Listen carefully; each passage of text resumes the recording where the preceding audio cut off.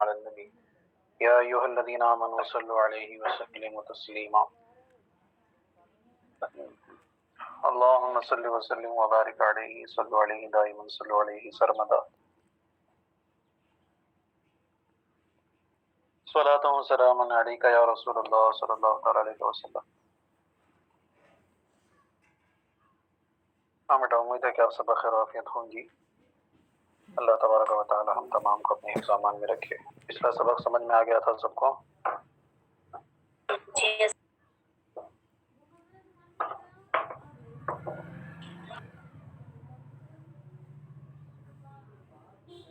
دیکھیے، بسم اللہ الرحمن الرحیم۔ باب ما یحل من النساء وما یحرم۔ یہ باب ہے اس بیان میں کہ جو عورتیں حلال ہیں اور جو حرام ہیں۔ ما یحل من النساء، عورتوں میں سے جو حلال ہیں، وما یحرم، اور جو کیا ہیں، حرام ہیں۔ ایک بہت ہی تفصیل طلب بات ہے یہ، کون سی عورتیں حلال ہیں، کون سی عورتیں حرام ہیں۔ کیونکہ حرمت جو ہوتی ہے بیٹا وہ کئی جہت سے ہوتی ہے، نسب کی جہت سے ہوتی ہے، رضاعت کی جہت سے ہوتی ہے، اور سحر کے ذریعے سے، سسرالی رشتے کے ذریعے سے ہوتی ہے، تعداد کے ذریعے سے ہوتی ہے نا، ایمان کے ذریعے سے، ایمان اور اسلام کے ذریعے سے ہوتی ہے۔ تو کئی جہت سے جو ہے حرمت پائی جاتی ہے، ٹھیک ہے۔ بہرحال تو محرمات کا جو تذکرہ ہے، یعنی وہ عورتیں جن سے ہمیشہ کے لیے نکاح حرام ہے یا جن سے عارضی طور پر نکاح حرام ہے، ان کا جو بیان ہے وہ عمومی طور پر آیت کریمہ جو پیش کی جاتی ہے، دو آیت کریمہ ہیں، چوتھے پارے کی سب سے آخری آیت اور پانچویں پارے کی سب سے پہلی آیت، ٹھیک ہے۔ اس میں اکثر محرمات کا تذکرہ بیان فرمایا گیا ہے۔ امام بخاری نے بھی اسی آیت کریمہ کو پیش فرمایا، لمبی آیت کریمہ ہے جس کو انہوں نے الی آخر الآیتین کہہ دیا ہے۔ تو آئیے ابھی اس بحث کو سمجھنے کے لیے ہم قرآن شریف کی ان آیتوں ہی کو پڑھ لیتے ہیں پہلے۔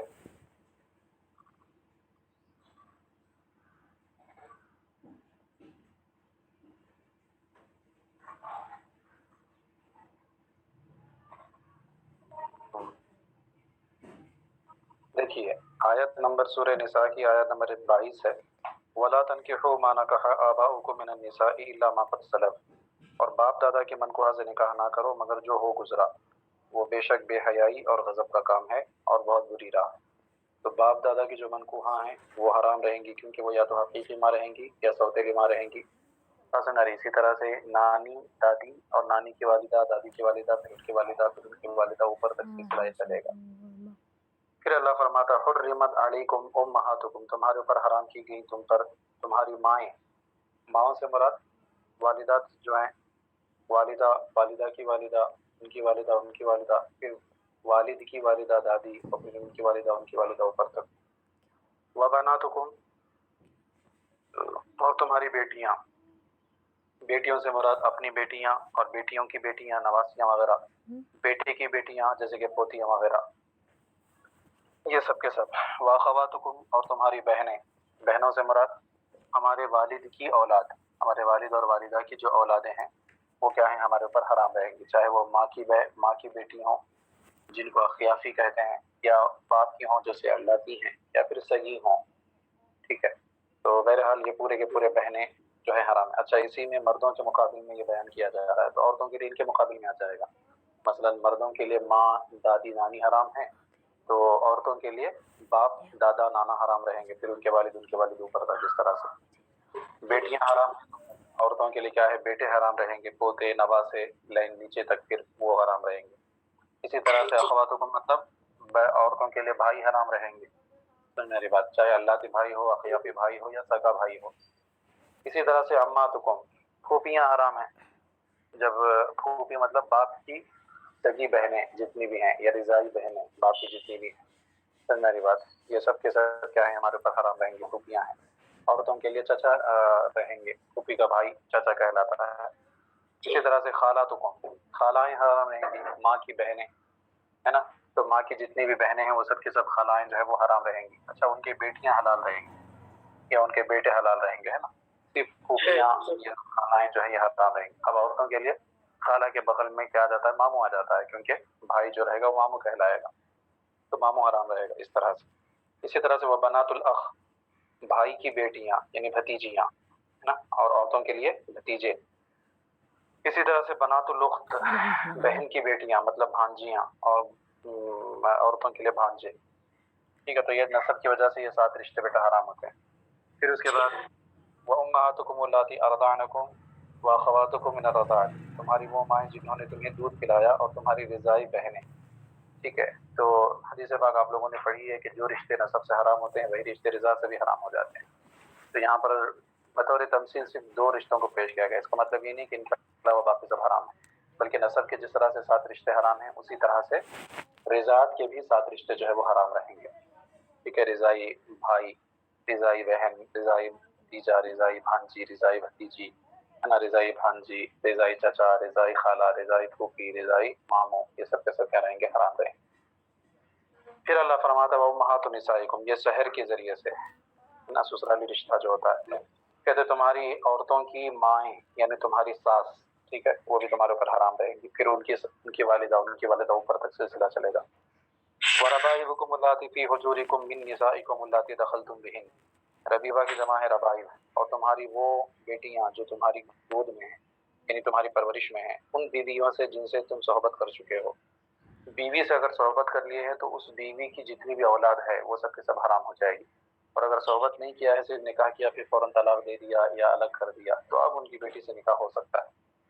فَإِن لَّمْ تَكُونُوا دَخَلْتُم بِهِنَّ فَلَا جُنَاحَ عَلَيْكُمْ، اللہ فرماتا ہے تو پھر اگر تم نے ان سے صحبت نہ کی ہو تو ان کی بیٹیوں میں حرج نہیں ہے۔ وَحَلَائِلُ أَبْنَائِكُمُ الَّذِينَ مِنْ أَصْلَابِكُمْ، حلائل حلیلۃ کی جمع ہے، بہو کو کہتے ہیں۔ بہو مطلب حلائل ابن مطلب بہو ہوتا ہے، حلائل کا مطلب موتوا کے معنی میں ہوتا ہے جس سے صحبت کی جائے، کہتے ہیں۔ اور تمہاری نسلی بیٹوں کی بیویاں، نسلی بیٹوں سے مراد نسلی اور رضائی دونوں آ جائیں گی، رضائی بیٹا ہو یا حقیقی بیٹا ہو تو اس کی جو بیوی رہے گی بہو، وہ جو ہے حرام رہے گی۔ لیکن اگر پالا کا بیٹا ہو، ہے نا، کسی نے کسی بچے کو لے کر کے پال لیا، اس کا نسبی یا رضائی کوئی تعلق نہیں ہے، بس اس کو پال لیا ہے، تو اب اس کی بیوی سے جو ہے نکاح ہو سکتا ہے کیونکہ ان سے کوئی رشتہ نہیں ہے، صرف ایک بولا منہ بولا رشتہ ہے وہ، ہے نا، بنایا ہوا حقیقی رشتہ نہیں ہے۔ بہرحال فرماتے اللہ فرماتا ہے تمہاری نسلی بیٹوں کی بیویاں، نسلی بیٹوں میں جو ہے رضائی بیٹے بھی آ جائیں گے، ٹھیک ہے۔ نسل کا مطلب صرف نسلی بیٹا ہی نہیں بلکہ رضائی بھی ہے، کیونکہ پہلے یہ بات بیان کی جا چکی ہے کہ جو نسب سے حرام ہوتے ہیں وہ رضا سے بھی حرام ہو جاتے ہیں۔ تو ان تجمعوا بین الاختین، اور 2 بہنیں اکٹھی کرنا، ٹھیک ہے، الا ما قد سلف، مگر جو ہو گزرا، 2 بہنوں کو اکٹھی کرنا ایک ہی نکاح میں، 2 بہنوں کو ایک ساتھ ایک نکاح میں جمع کرنا، یہ تو سخت حرام ہے، جائز ہی نہیں ہے۔ اصل میں جب تک وہ نکاح میں ہے تب تک دوسری بہن سے نکاح نہیں ہو سکتا۔ اسی طرح سے جمع بین الاختین کے تحت ہر وہ 2 عورتیں آ جاتی ہیں جن دونوں میں سے کسی بھی ایک کو بھی اگر مذکر فرض کریں گے تو دوسرا اس کے لیے حرام ہو جائے، جیسے کہ بیٹا بھانجی اور خالہ، خالہ اور بھانجی ہوں آپس میں 2 عورتیں، ان کو ایک نکاح میں جمع نہیں کر سکتے ہیں، کیونکہ خالہ بھانجی میں سے کسی کو بھی اگر آپ مذکر فرض کریں گے تو دوسری اس کے لیے حرام ہو جائے گی۔ جیسے خالہ کو مذکر فرض کریں گے تو ماموں بھانجی کا رشتہ ہو جائے گا، ہے نا۔ خالہ کو مذکر فرض کرنے کا مطلب کیا ہے، خالہ کا بھائی ہی ہوگا، اب بھائی کون ہوتا ہے، ماموں ہوتا ہے، تو ماموں بھانجی کا رشتہ ہو جائے گا۔ اور ادھر اگر بھانجی کو بھانجا فرض کر لیتے ہیں تو پھر بھانجا اور خالہ کا رشتہ ہو جائے گا، تو یہ بھی کیا ہے، حرام رہے گا، سمجھ گئے۔ اللہ فرماتا ہے ان اللہ کان غفور الرحیم، بے شک اللہ تبارک و تعالیٰ بخشنے والا اور رحم فرمانے والا۔ پھر اس کے بعد اللہ فرماتا ہے والمحصنات من النساء، اور حرام ہیں شوہر دار عورتیں، جو شوہر والی عورتیں ہیں، ہے نا، جن کے شوہر باحیات ہیں، زندہ ہیں، انہوں نے ان کو طلاق نہیں دی ہے تو ان سے بھی نکاح حرام ہے جب تک کہ وہ طلاق نہ دے دیں اور یہ عدت نہ پار کر لیں، یا جب تک کہ وہ شوہر کا انتقال نہ ہو جائے اور یہ عدت پار نہ کر لیں، اس وقت تک ان سے نکاح نہیں ہو سکتا۔ الا ما ملکت ایمانکم، مگر کافروں کی عورتیں جو تمہاری ملک میں آ جائیں، اگر باندی بنا لیے جائیں تو ان سے نکاح درست ہے، اگرچہ ان کے شوہر کافر شوہر جو ہے وہ دارالحرب میں موجود ہوں۔ اللہ فرماتا ہے کتاب اللہ علیکم، کہ اللہ کا نوشتہ یعنی اللہ کا لکھا ہوا مقرر کردہ ہے تم پر۔ وَأُحِلَّ لَكُم مَّا وَرَاءَ ذَلِكُمْ، اللہ فرماتا ہے اور ان کے سوا جو رہی ہو تمہیں حلال، ان کے سوا جو بھی عورتیں ہیں وہ تمہیں حلال۔ اسی طرح سے مشرکہ عورتوں سے نکاح کرنا بھی حرام ہے، اس کی وہ آیت کریمہ دوسرے پارے میں ہے وَلَا تَنكِحُوا الْمُشْرِكَاتِ حَتَّىٰ يُؤْمِنْ، ہے نا، تو وہ دین کی وجہ سے حرام ہونے والی وہ بھی نکل جائیں گے اس میں سے۔ اللہ فرماتا ہے ان کے سوا جو بھی ہیں تمہارے لیے وہ حلال ہے کہ ان تبتغوا باموالکم محسنین غیر مسافحین، کہ تم جو ہے ان کو اپنے مالوں کے عوض میں تلاش کرو، ٹھیک ہے، قید لاتے نہ پانی گراتے، مطلب نکاح کرنے کا مقصد جو ہے صرف جو ہے شہوت رانی مقصود نہ ہو اور فاسد خیال مقصود نہ ہو، بلکہ نکاح کا مقصد جو ہے وہ کیا ہو، قید لاتی، مطلب یہ ہے کہ احسان احسان صاد کے ساتھ، یعنی شرعی طور پر جو ہے بندہ حلال ہو، شرعی طور پر جو ہے اپنے جو ہے نسل کو بڑھانے کی کوشش کرے، اس طرح کی نیت رکھے۔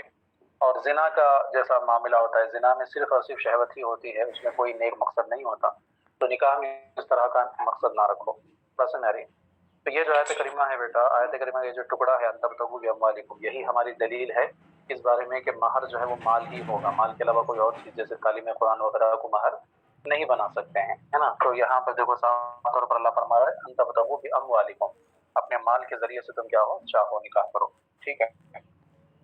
اللہ فرماتا ہے فَمَسْتَمْتَعْتُمْ بِهِ مِنْهُنَّ، تو جن عورتوں کو نکاح میں لانا چاہو، آتوہن اجورہن فریضہ، تو ان کے بندھے ہوئے مہر انہیں دو۔ بندھے ہوئے سے مراد مقرر کردہ، متعین کردہ، جو بھی ان کا متعینہ مقرر کردہ مہر ہے وہ ان کو دے۔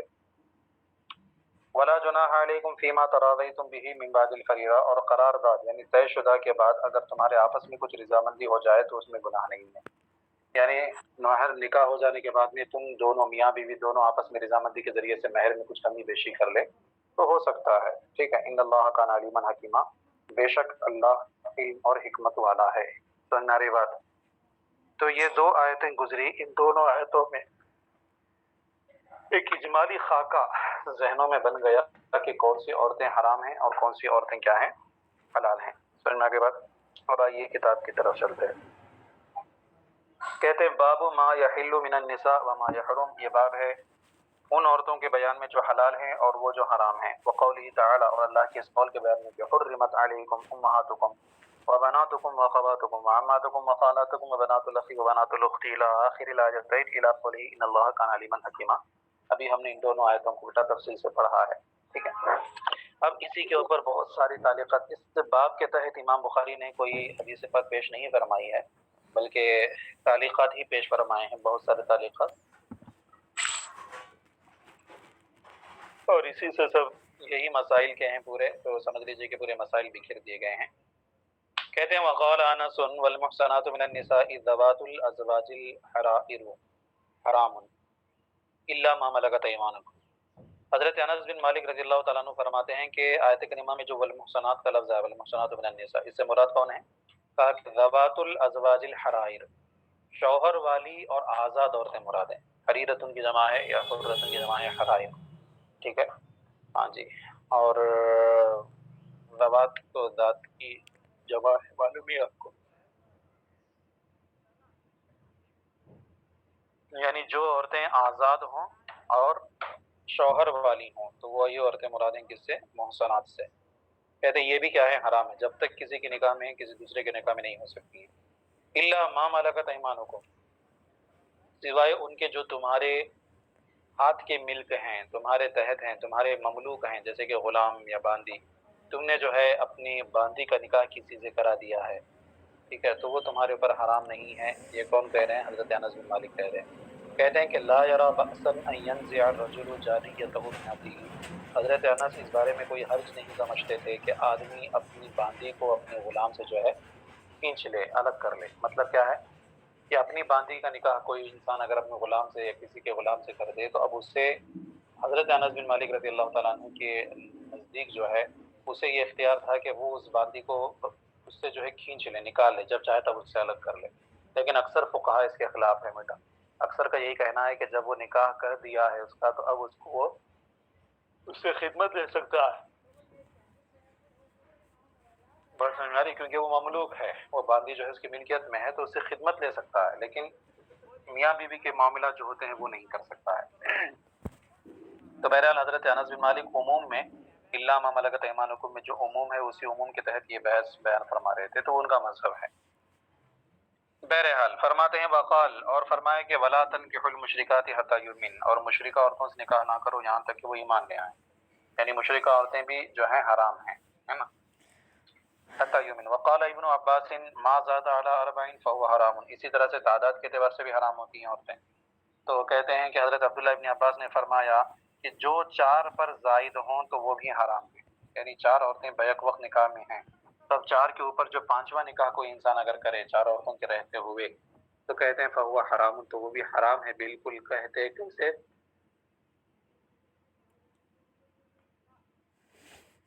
कउम्मिही वबनतिही वख्तिही, जैसे कि उसकी माँ हराम है, उसकी बेटी हराम है और उसकी बहन हराम है। यानी पांचवी औरत से निकाह करना वैसे ही हराम है जैसे कि माँ बहन बेटी से निकाह करना हराम है। मतलब क्या है, जिस तरह से माँ बहन बेटी से निकाह करने के हराम होने में किसी तरह का कोई शक और शुबा नहीं है, उसी तरह से चार औरतें के रहते हुए पांचवी औरत से निकाह करने का भी मामला है। समझ में आ गई बात। वक़ाल लना अहमद इब्न हम्बल हद्दसना यहया इब्न सईद अन सुफयान क़ाल हद्दसनी हबीब अन सईद अन इब्न अब्बास हरुम मिन नसबी सबउन व मिन अश्शहरी सबउन थुम्मा क़रअ हुर्रिमत अलैकुम उम्महातुकुम अलाया। हमसे हज़रत अहमद इब्न हम्बल जो अइम्मा अरबा में से हैं, वो बयान फरमाते हैं कि हमसे हदीस बयान की यहया बिन सईद ने, वो रिवायत करते हैं सुफियान से, वो कहते हैं कि मुझसे हदीस बयान की हबीब ने, वो रिवायत करते हैं सईद से, वो रिवायत करते हैं हज़रत इब्न अब्बास रज़ी अल्लाह तआला अन्हुमा से। हज़रत अब्दुल्लाह इब्न अब्बास रज़ी अल्लाह तआला अन्हुमा फरमाते हैं कि हरुमा मिनन नसबी सबउन व मिन अश्शहरी सबउन, नसब के ज़रिए से 7 रिश्ते हराम होते हैं और शहर के ज़रिए से भी 7 रिश्ते हराम होते हैं। नसब के ज़रिए से 7 कौन हराम होते हैं? वाज़ेह है बिल्कुल, माएँ हैं, बेटियाँ हैं, बहनें हैं, खालाएँ हैं, फूफियाँ हैं, बनातुल अख़ हैं और बनातुल उख़्त हैं, ठीक है, भांजे और भतीजियाँ। ये 7 हो गए नसब के ज़रिए से हराम, आयत करीमा में जो बयान किया गया। और फिर फरमाते हैं शहर के ज़रिए से भी 7 रिश्ते हराम होते हैं। अब शहर के ज़रिए से जो 7 रिश्ते हराम होते हैं तो उसको समझिए बेटा। असल में हज़रत अब्दुल्लाह इब्न अब्बास जो नस में बयान किए गए हैं, आयत करीमा में जो बयान किए गए हैं, उनको गिना रहे हैं। और दूसरी बात यह है कि शहर से मुराद खास ससुराली रिश्ते को नहीं लिया इन्होंने, बल्कि शहर से मुराद इन्होंने लिया है जो नसब के अलावा हो। अब उनमें से कुछ रिजात के रहेंगे, कुछ शहर के रहेंगे। समझ में आ रही बात? तो वो जो 7 रिश्ते हैं जो अल्लाह ने हराम फरमाए हैं शहर से, जिनको हज़रत अब्दुल्लाह इब्न अब्बास मुराद ले रहे हैं, वो कौन कौन है? एक रिजाई माँ है और एक रिजाई बहन है। वो उम्महातुकुम अल्लाती अरदाअनकुम व अख़वातुकुम मिन अर्दाअत, ये 2 हो गए। फिर है सास, व उम्महातु निसाइकुम। फिर उसके बाद है रबाइबुकुम अल्लाती रबीबा हैं, ठीक है। फिर उसके बाद है व हलाइलु अबनाइकुम, ठीक है। कितने हो गए? 5 हो गए बहुएं, है ना। फिर उसके बाद छठा है वहन तजमाउ बैनल उख्तैन, कितने हो गए? 6 हो गए। फिर उसके बाद इससे पहली वाली जो आयत है वला तनकिहु मा नकहा आबाउकुम मिनन निसा, तुम्हारी बाप ने जिनसे निकाह कर लिया, बाप की मौत हुआ, बाज़न मेरी बाप की मनकूहा, तो वो भी क्या है? हराम है। तो ये 7 होंगे। तो हज़रत अब्दुल्लाह इब्न अब्बास के फरमान का मतलब ये नहीं है कि खास शहर ही से 7 रिश्ते हराम होते हैं, ऐसा नहीं, बल्कि यहाँ पर इन्होंने शहर से मुराद दिया है जो नसब से ना हो। नसब से 7 रिश्ते और नसब के अलावा से 7 रिश्ते जो अल्लाह ने बयान फरमाए सराहत के साथ। वरना फिर ये बात मुत्तफक है कि जो रिश्ते रिजात जो नसब से हराम होते हैं 7 रिश्ते, वो 7 रिश्ते रिजात से हराम हो जाते हैं। अगर कुरान पाक में सिर्फ 2 ही का तज़किरा है, रिजाई माएँ, रिजाई बहनें। समझ में आ रही बात, है ना। हालांकि इसमें रिजात का पूरा मामला है, जैसे नसब से 7 रिश्ते हराम होते हैं वैसे ही रिजात से भी 7 रिश्ते हराम हो जाएंगे। बहरहाल फरमाते हैं कि हज़रत अब्दुल्लाह इब्न अब्बास फरमाते हैं कि नसब से 7 रिश्ते हराम होते हैं और शहर से भी 7 रिश्ते हराम होते हैं। फिर उन्होंने इस आयत करीमा की तिलावत की, ठीक है। ठीक, हाँ, हो गया टाइम। 2:30 बजे सोए वजमा अब्दुल्लाह इब्न जाफरिन बैना इब्नती अली व इमराती अली, और हज़रत अब्दुल्लाह बिन जाफर बिन अबू तालिब, ये हज़रत अली रज़ी अल्लाह ताला अन्हु के भतीजे हैं बेटा। हज़रत जाफर बिन अबू तालिब हज़रत अली के भाई हुए, उन्हीं के बेटे हैं ये। कौन? हज़रत, हाँ जी, हाँ, हज़रत अब्दुल्ला। तो अब्दुल्ला बिन जाफर बिन अबू तालिब, इन्होंने जो है हज़रत अली की बेटी, है ना, हज़रत अली की बेटी जो हज़रत ज़ैनब जिनका नाम का नीचे दिया हुआ है, और हज़रत अली की एक बीवी जिनका नाम लैला था, है ना, लैला बिन्त मसऊद, इन दोनों को एक साथ एक निकाह में जमा फरमाया। सुन मेरी बात, क्योंकि ये जो निकाह जो है जमा करना बिल्कुल जायज़ था, क्योंकि ये दोनों जो है माँ बेटी नहीं थी, सौतेली माँ थी वो। हज़रत लैला लैला बिन्त मसऊद जो थी वो सौतेली माँ थी, और ये जो थी ये हज़रत फातिमा के बदल से, तो लिहाजा इस निकाह को सही करार दिया इसमें, क्योंकि हुर्मत नहीं है सौतेली माँ। सुन मेरी बात, तो इन दोनों को जो इन्होंने निकाह में जमा फरमाया, कौन? हज़रत अब्दुल्ला बिन जाफर बिन अबू तालिब ने हज़रत अली की बेटी और हज़रत अली की एक बीवी को जो है एक निकाह में जमा फरमाया। वक़ाल इब्नु सीरीना ला बअस बिही, کہتے ہیں حضرت ابن سیرین عبداللہ محمد ابن سیرین جو مشہور تابعی ہیں، انہوں نے فرمایا کہ اس میں کوئی حرج نہیں ہے، ایسا کر سکتے ہیں کوئی بھی کرنا ہو تو۔ کہتے وَكَرِهَهُ الْحَسَنُ مَرَّةً ثُمَّ قَالَ لَا بَأْسَ بِهِ، حضرت حسن بصری نے اس کو ایک مرتبہ میں ناپسند کیا کہ ایسا نہیں کرنا چاہیے، پھر اس کے بعد میں انہوں نے کہا کہ نہیں اس میں کوئی حرج نہیں ہے، نہیں کرنا چاہیے مطلب صرف جو ہے ایک رشتوں کا لحاظ رکھتے ہوئے کہ بھائی کہیں ایسا نہ ہو کہ عمومی طور پر سوکنے جو ہوتی ہیں وہ ایک دوسرے سے جو ہے مقابلہ کرتی ہیں، جلتی ہیں یا دشمنی کرتی ہیں، تو کہیں ایسا نہ ہو کہ جو ہے یہ دونوں جن کے رشتے میں سوتیلی ماں اور سوتیلی بیٹی ہیں تو کہیں یہ دونوں بھی آپس میں اس طرح سے کھٹاس پیدا نہ کر لے، اس وجہ سے انہوں نے مکروہ قرار دیا۔ یہ کہا کہ لا باس بھی اس میں کوئی حرج نہیں ہے۔ اسی طرح سے وجمع الحسن بن الحسن بن علی بین ابنتی عم فی لیلۃ، اسی طرح سے حضرت حسن بن علی یعنی حضرت علی رضی اللہ تعالیٰ عنہ کے پوتے حضرت امام حسن کے بیٹے حضرت حسن ان کا نام تھا، انہوں نے جو ہے اپنی دو چچازاد بہنوں کو یعنی حضرت محمد ابن حنفیہ کی بیٹیوں کو، دو بیٹیوں کو انہوں نے کیا ہے جمع کیا، سن میری بات، ایک ہی نکاح میں۔ تو دو بہنیں، دو چچازاد بہنیں مطلب وہ آپس میں سگی بہنیں نہیں تھیں، وہ دونوں آپس میں چچازاد بہنیں تھیں، تو لہٰذا ان دونوں کو نکاح میں جمع کیا، اس میں بھی کوئی حرج نہیں ہے نا، کیونکہ وہ دونوں آپس میں ایک دوسرے کے لیے اجنبی۔ کہتے فی لیلۃ، ایک ہی رات میں، مطلب ایک ہی رات میں ان دونوں سے نکاح فرمایا۔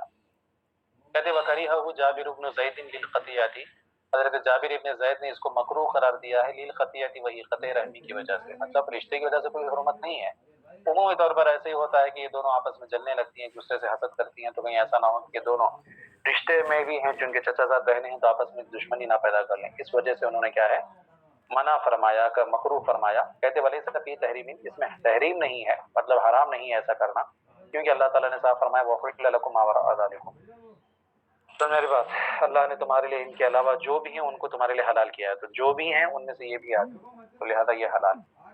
سمجھ میں آ گئی بات؟ چلیے بیٹا بس رہنے دیجیے، اس کو ملا لیجیے، اسی طرح سے کرتا ہوں کہ